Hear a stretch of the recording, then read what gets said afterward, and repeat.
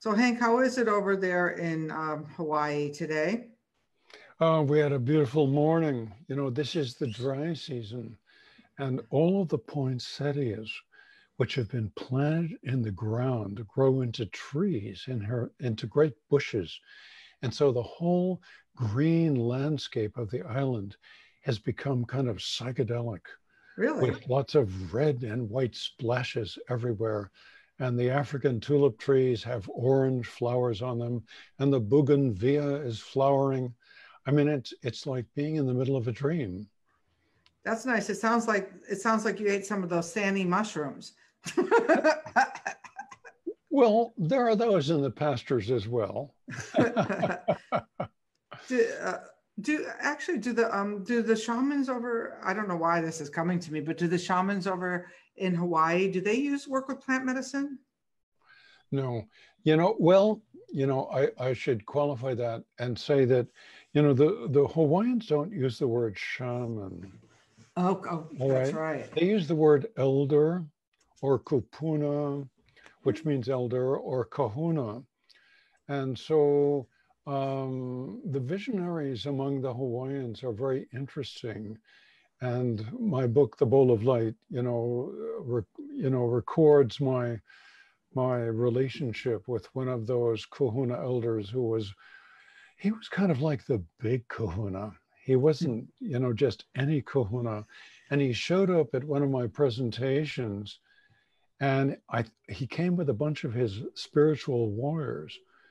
And it was about sort of looking me over because he'd read Spirit Walker and he wanted to see who this author was. And we had a meeting right from the beginning. And it was several years later, he said to me, I always knew I would connect with you. I just didn't know where or when it would happen.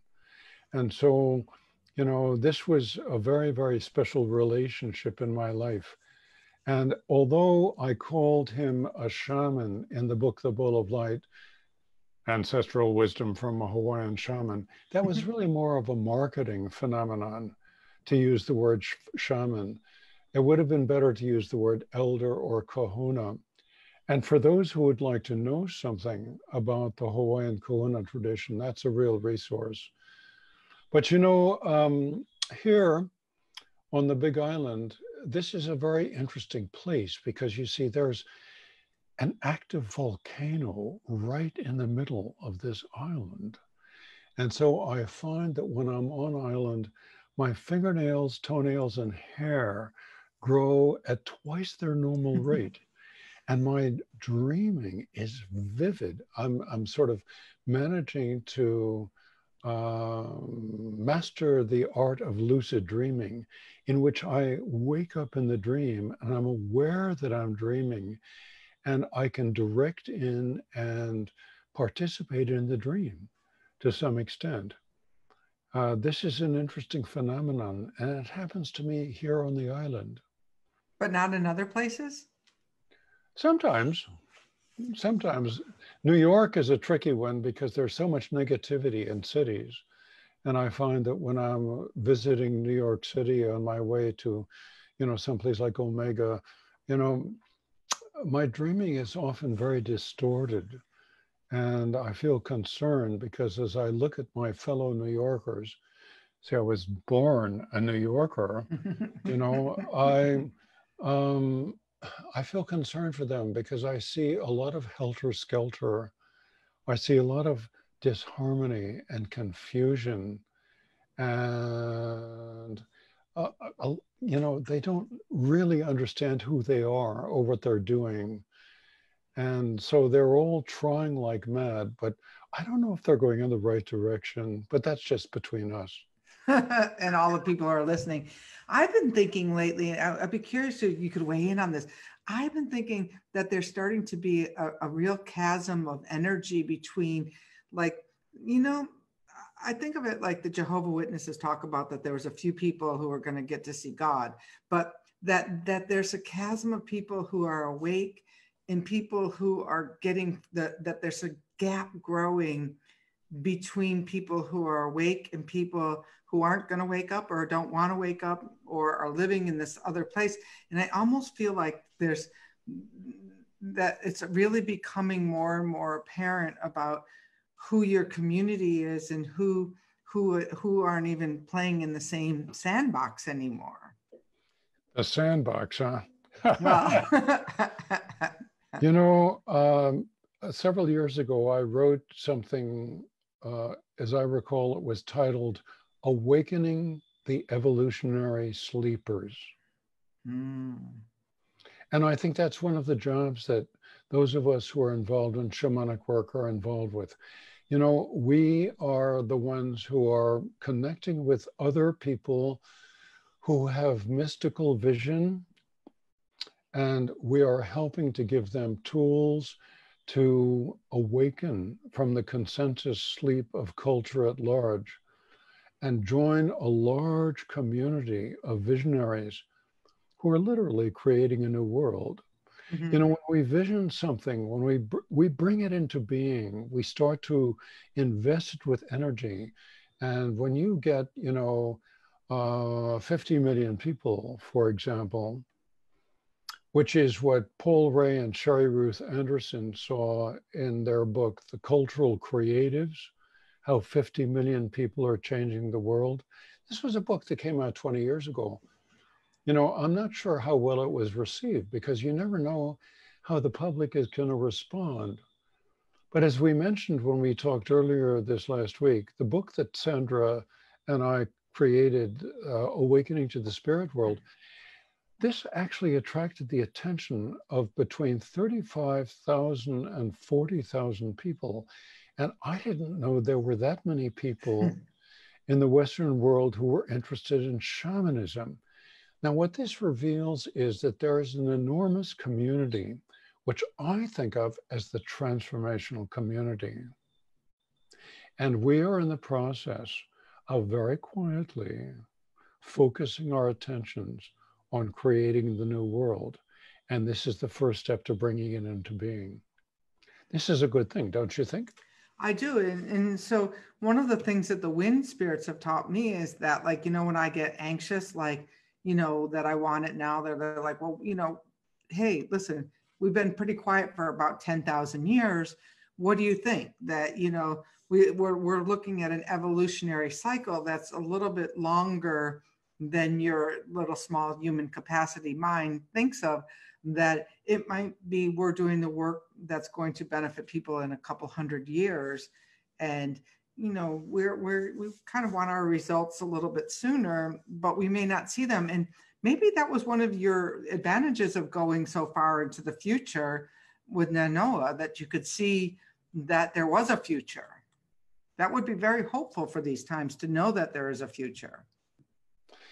Well, one of the interesting things about the Spirit Walker trilogy, for those who have read it, is that when the last book, which was called Vision Seeker, when it was published, my relationship with Nainoa slowly closed down. And I couldn't seem to open it again, even with shamanic journey work.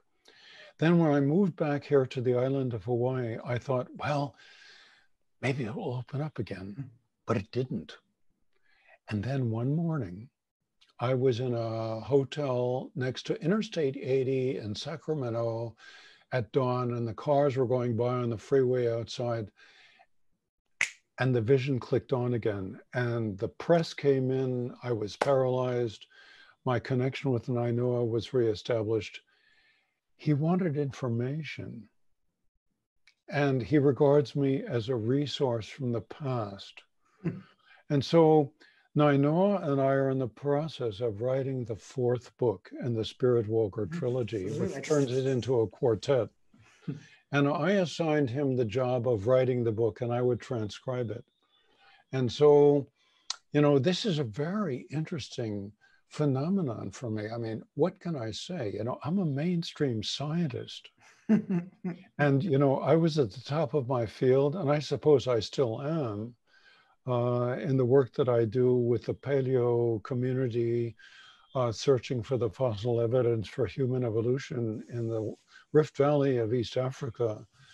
But you know, there's this other side of Hank Wesselman that emerges, and I try to pay very close attention, and I try to take notes. You know, I think the big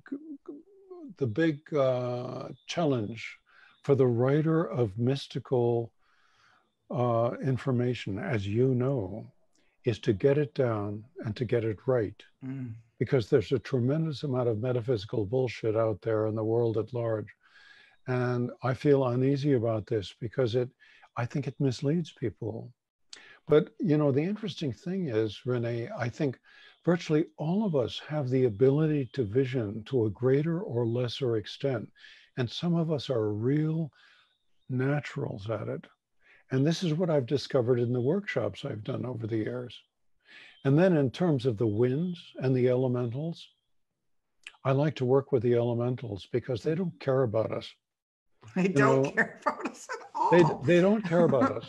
We're talking about the fire people, the water, the stone, the earth, the nature, the wind, the air. They don't really care about us. They've got their own agenda. But if you can draw them into relationship with you as a practitioner, they're immensely powerful. Mm. They are immensely powerful. I remember the last time I was at Esalen, I climbed down to the beach, down the cliff. This was a kind of hazardous experience. And I found this wonderful piece of Sierra granite, which had been rolled by the ocean until it forms an absolutely perfect egg. And I looked down at this stone and sat down, and there was seaweed all over the place, you know. And I looked at this stone, and then I picked it up and held it in my hand, and I said, how can I be of service to you? And I waited. And then, having achieved the shamanic state of consciousness, just gently moved into it, the stone said, you already have. Nobody has noticed me for 300 years. Hmm. And then I looked at the stone and I said, how can you be of service to me? And the stone was said to me, I will teach you patience. And that stone is now in my rock garden right outside the window. I decided to bring it along because it decided to come. So, you know, this is all just part and parcel of what it means to walk the shaman's path. This is an ancient path, and it's an extraordinary one. It's life-changing. And over the years that I've been teaching this work, and we worked together 20 years ago in Tuscany. Do you remember? I do. You do. Over the years that I've been teaching this work, I've watched people's lives shift dramatically. And I have also witnessed miracles. I have seen people recover from serious illnesses, which just kind of simply go away. Mm. And the interesting thing is I don't do anything. What I do is I hook up with my friends and I delegate authority to them because they know exactly what to do. They've been doing it for a long time, and things happen. You know, I remember asking grandfather Michael Harner years ago. He's gone now, as most of us are aware. I remember asking him, how do you tell when somebody is an authentic shaman? And he got right to the point. He said 3 things. First of all, do they journey to other worlds? Secondly, do they have relationships with spirits? And thirdly, do they perform miracles? And I've been watching miracles in our healing rituals happen for a long time. This is good. I think I'm going to get into heaven for this one. You hope, right? But that could be your patience. You might have to wait, you know. You can't ever know these things. Like when the Wind book came out, you know, I thought like, okay, it's coming out with Hay House. It's my time. This is me thinking. And no, know what the Winds told me? No, your restaurant was 10 years ahead of its time, and your holistic network was 10 years ahead of its time, and your book Winds of Spirit, well, that might be a waiting game too. we were just teaching you patience and all of those other adventures so that when this one came, you would not be so anxious. And lo and behold, I was. Well, living in here in Hawaii, we have trade winds that come from the east and the northeast, but occasionally, just occasionally, the north wind shows up. And all sorts of interesting things come up in my mind when the north wind is here. And I try to pay attention and I try to take notes. So that seems to be the wind with whom I am most affectionately attached. And it began when I was a child growing up in New York City, when the north wind would come and bring those fabulous blizzards where you had to back up around the corner to walk into the wind because it was so cold. And interestingly, I never perceived the north wind in a human form. In my childhood, I perceived it as this tall, dark giant, kind of like a whirlwind. And inside the giant were these sparkling lights, kind of like those sparklers we used to wave around on the 4th of July. And it was very gracious. It was very gracious. There was always a sense of connection, and there still is. And I get information, I get messages from the wind when it comes. And when I'm on the mainland, usually if we're doing a healing ritual, let's say I'm in Oregon at Brydenbush Hot Springs, and we're going to do a healing ritual on Thursday night, I start praying hard. And by Wednesday afternoon or Thursday, the wind arrives, the north wind arrives. And of course, the Lakota people say that this is where Wazia, the giant, resides in the north. And so I still perceive the north wind that way. You remember that piece I wrote, which you enjoyed in my book, The Reenchantment, about encounters with the north wind. And by the way, I loved your book. Oh, thank you. It's a completely unique book. And, I see it having as a long shelf life. That wind's been here forever. Hank didn't know this, but before our call, I was pulling the cards for 2020 because we're heading into a new decade. And out of the wind sack came a cardinal wind, which means a pivotal point of humanity shifting, is the way I interpreted it, which was the north wind. And it's about spirit, community, and support. So maybe we're going to get the decade of the north wind in your 4th book. Everything is just going to support you as you have this great relationship with the north wind. Just come right in easy for you. Well, I'm ready. And, just, out of curiosity, I'm creating a newsletter, and I found these wonderful words from Teilhard de Chardin. And you know who Teilhard de Chardin is? No, I don't. Well, Teilhard was a Catholic theologian, and in the 1900s, he was very actively involved with the discovery of Neanderthal people in Europe and the arrival of Homo sapiens. He became very, very important in paleoanthropology. He was a mystic. And I found these wonderful words. Listen to this one. There is almost a sensual longing for communion with others who have a large vision.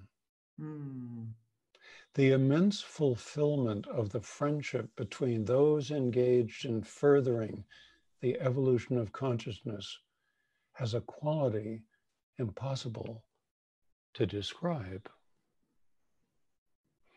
That's not bad. That was a Catholic theologian.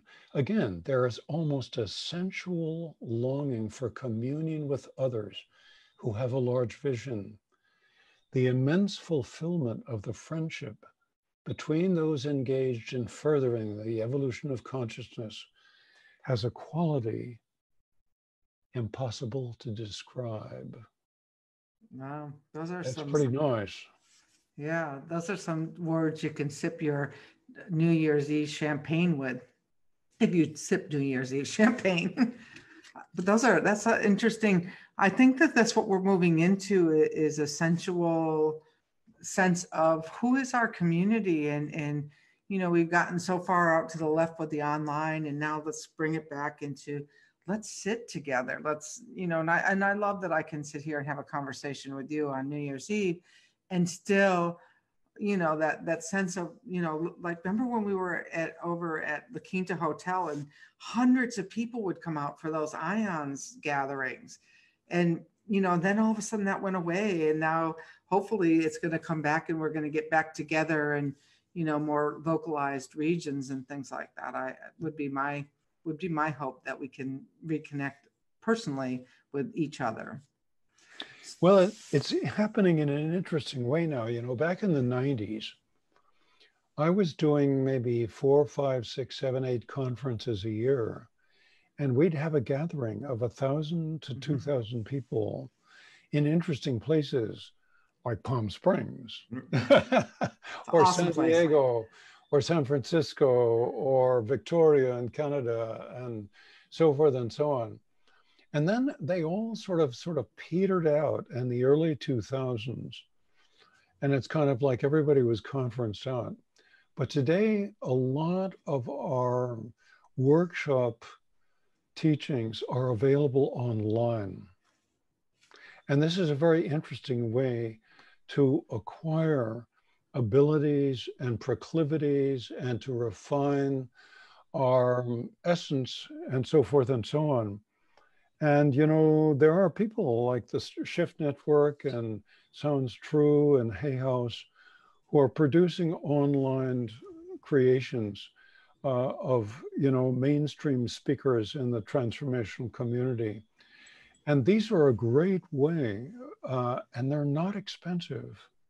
Right. When you consider how much it costs to go to a retreat center with travel, with hotels, with meals, with rental cars, the workshop itself, there's the center itself.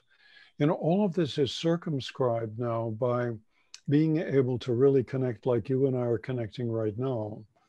And I think this is something that people might benefit from investigating.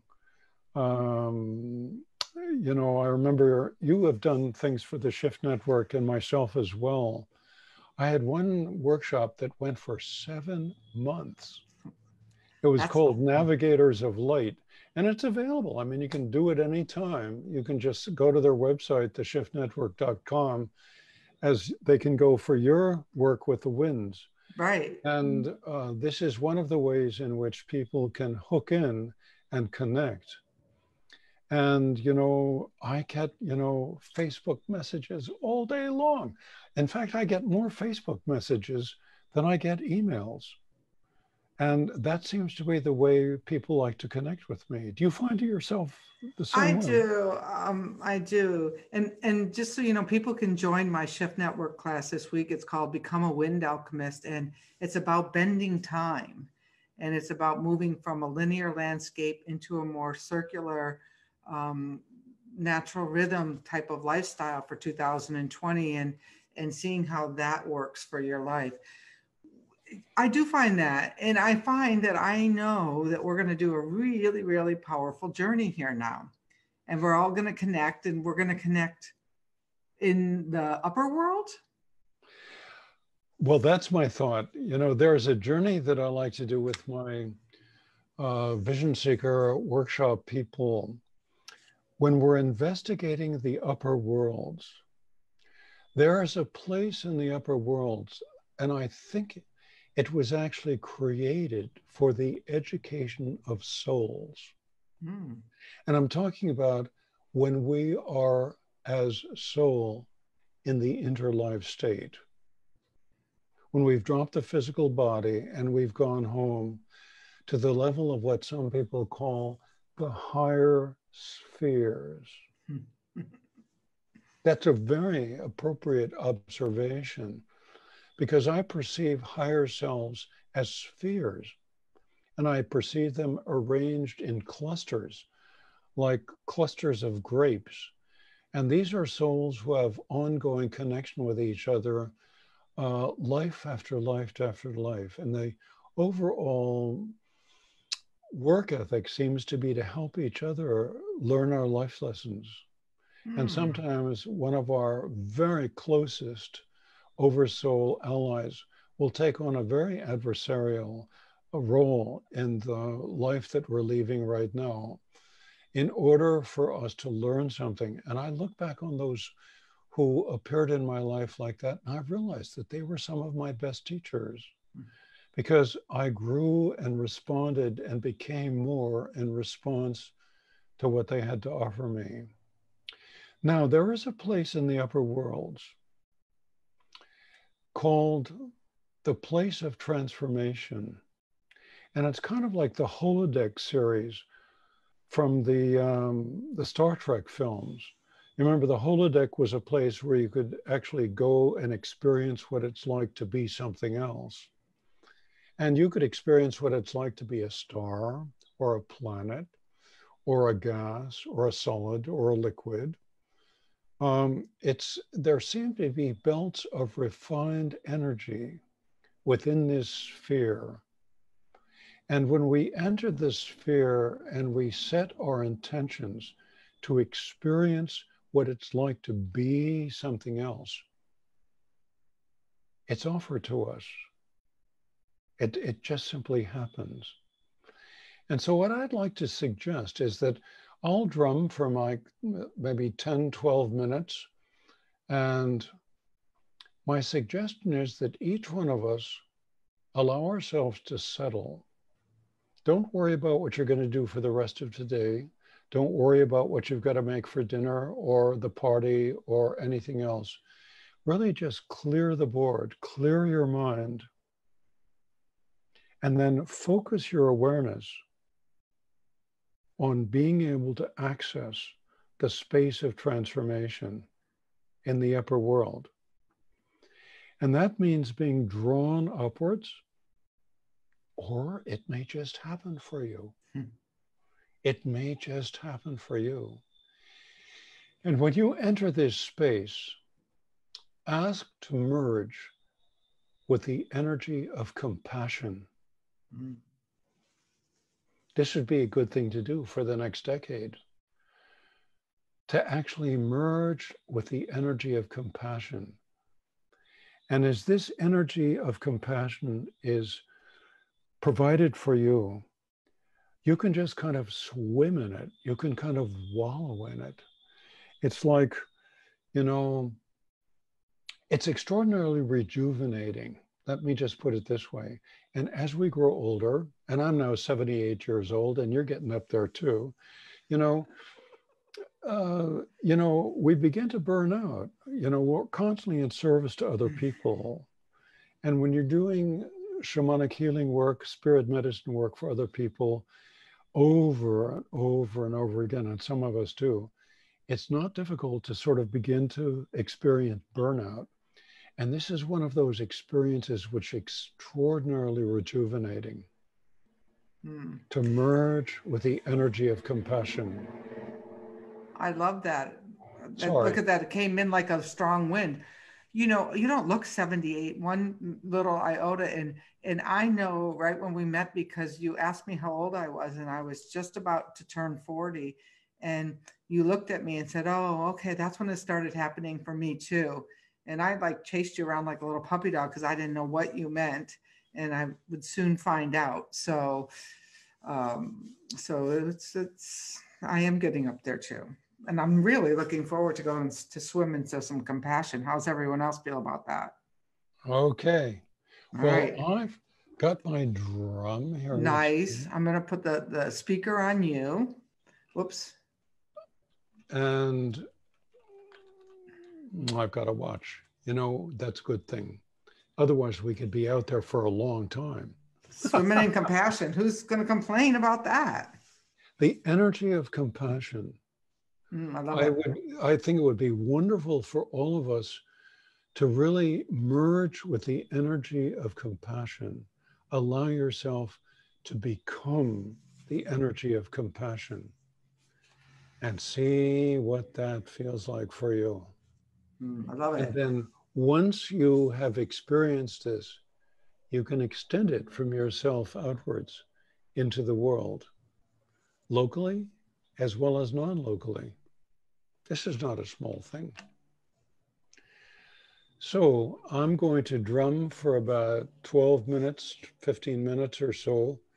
And I always begin with one stroke, which helps people to settle. I take a couple of breaths to release any negativity, any concerns, anything that's going on. I sort of clear the screen. And then I just allow myself to slip into it. It's like slipping into the New York Times on Sunday morning. You don't leap into that paper, you slip into it. Or if you slip into a tub of hot water, you don't leap in, you just kind of allow yourself to slip in and then pay attention. And then when we drum the return, you know, it'll be interesting to see if I can get some feedback from you, Renee, and see what you experience. Sounds great. I'm ready to slip in. Here we go.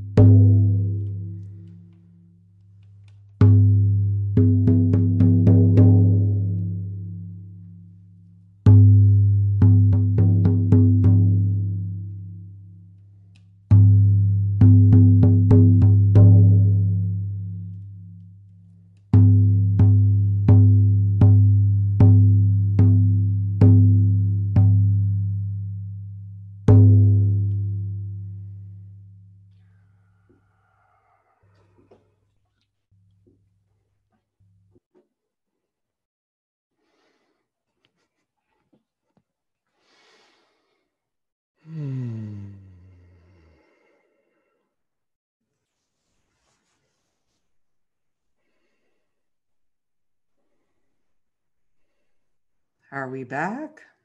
How do you feel? Well, it was an interesting experience. You blew Zoom out of the water in terms of there was times it went quiet. And then I realized I had to have compassion for Zoom too. So it was like I was kind of seeing the things where, this wound up idea of what I believe compassion is, as opposed to what it means to really strip it away and to be compassion, if that makes sense. Well, one of the things I do whenever I do healing rituals, and I'm on one side of the person lying on the floor, and I usually invite one of the workshop participants to work with me on the other side, is I do a very quick journey to the energy of compassion and allow that energy to permeate me through the place of transformation. And then I go to work. I go to work. That's And awesome. I sort of use my body and my mind to create a bridge between the personal world of form and the transpersonal world of spirit, allowing that energy of compassion to flow across that bridge and into the room and into the person who we're trying to be in service to. What a wonderful idea, because it's kind of the vision that I was getting is that we even have, like, I was being, those ace bandages when you're all sprained up. Right. I was being unwrapped like a mummy, like that. You've got this, you're holding together this idea of what you even think compassion looks like, as opposed to that it's a concept instead of a state of beingness. So I think I'm going to revisit this journey for sure. Well, it's as you pointed out in our talk before we did the journey, it's a circular energy.